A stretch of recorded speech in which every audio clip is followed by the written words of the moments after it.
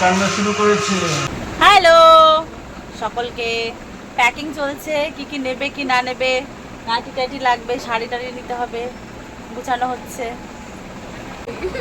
এখানে কি আছে, ছেলে না মেয়ে? আমি বলেছি ছেলে। দেখা যাক, কাল সকালে দেখা যাবে।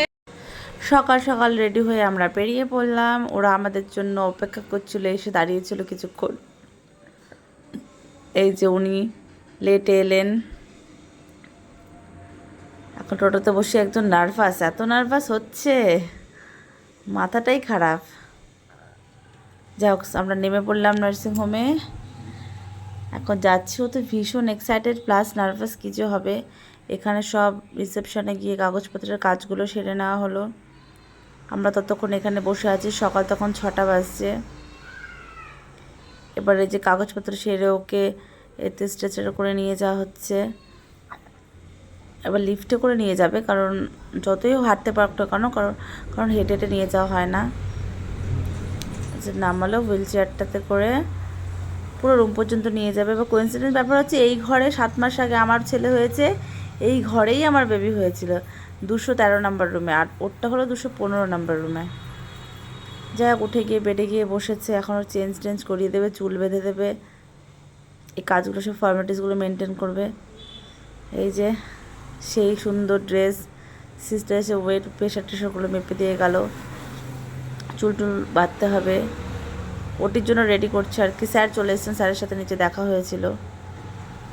এবার ওকে বলা হলো তুমি একটুখানি রেস্ট করো, আমরা বাদ বাকি কাজগুলো সেরে আসি। ও একটু শুয়ে থাকলেও মনে তো হচ্ছে ভীষণ নার্ভাস হয়ে গেছে। কিছুক্ষণ শুয়ে থাকার পরে ওকে ডাকবে, তখন নিয়ে যেতে হবে। রিসেপশন থেকে যখন অ্যানাউন্স করবে নিয়ে যাওয়ার জন্য, তখন নিয়ে যেতে হবে। তার আগে একটুখানি শুয়ে থাকলো। আমি আবার জিজ্ঞেস করলাম অসুবিধা হচ্ছে নাকি, ও বলল না। যাই হোক, ডাকটা এসে গেল ফাইনালি। এই যে উঠে আবার যাবে।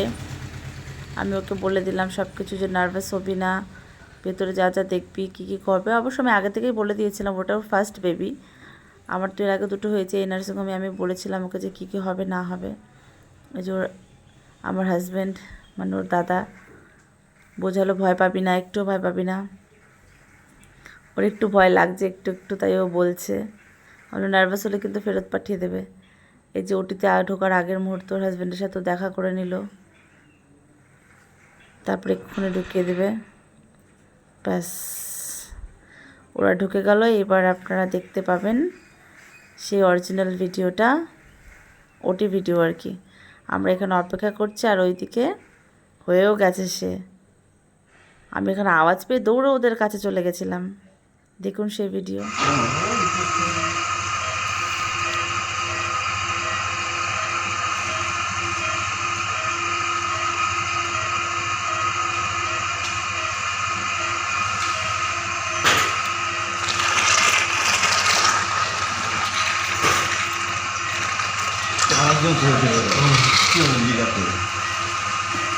এটা পড়ে যাবে, এটা পড়ে যাবে।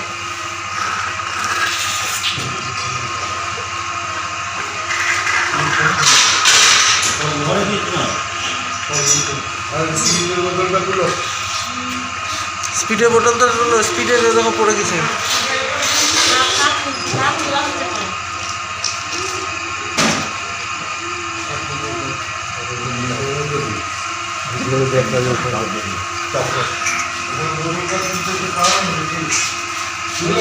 কান্না শুরু করেছে।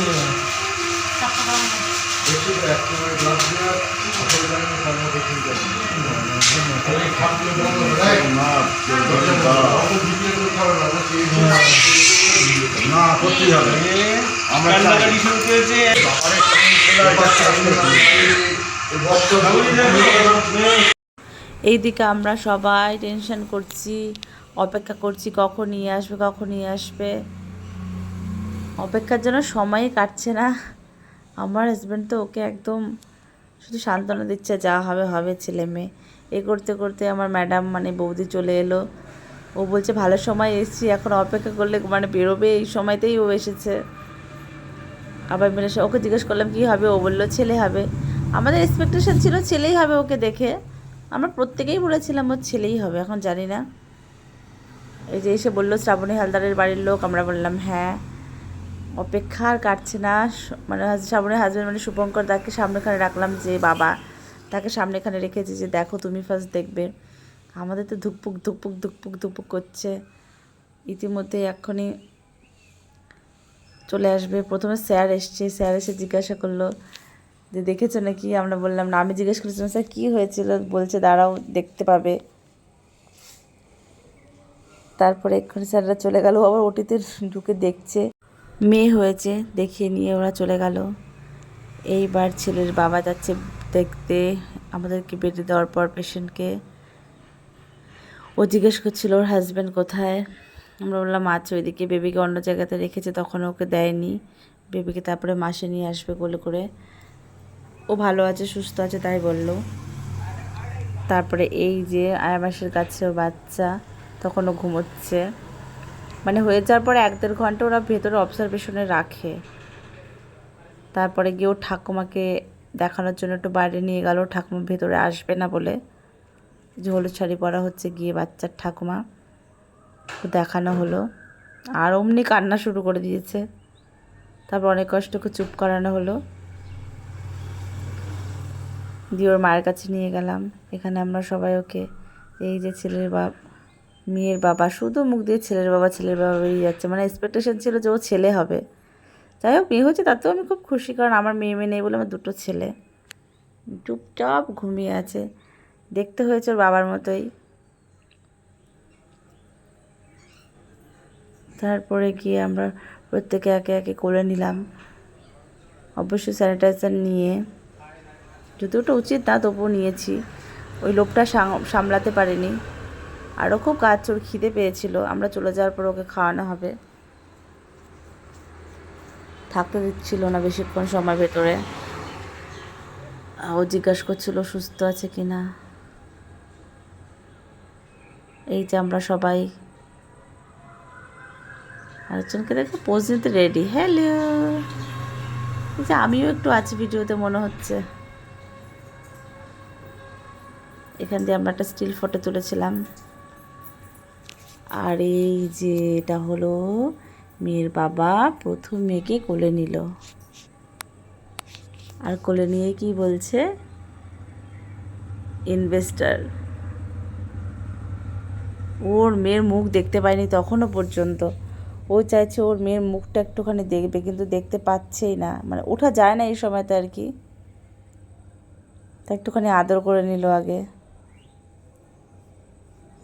যখন উঠে বসবে পরের দিন সকালে তখনও দেখতে পাবে, তার আগে দেখা যায় না, ওঠাই তো যায় না, 24 ঘন্টা তো বসতে দেয় না উঠে। ইনভেস্টার, বাবা বলছে মেয়েকে ইনভেস্টার। যাই হোক এবার চলে যাওয়ার পালা হয়ে গেছে, আর আমাদেরকে থাকতে দেবে না ভেতরে। এই যে আমরা চলে যাওয়ার আগে ফটোগুলো একে অপরকে দিয়ে দিলাম। হয়ে গেছে, ঠিক আছে, মা বাচ্চা দুজনেই ভালো আছে। দেখা হচ্ছে পরে। Bye bye, bye bye, bye bye, সবাই ভালো থাকবেন। আমাকে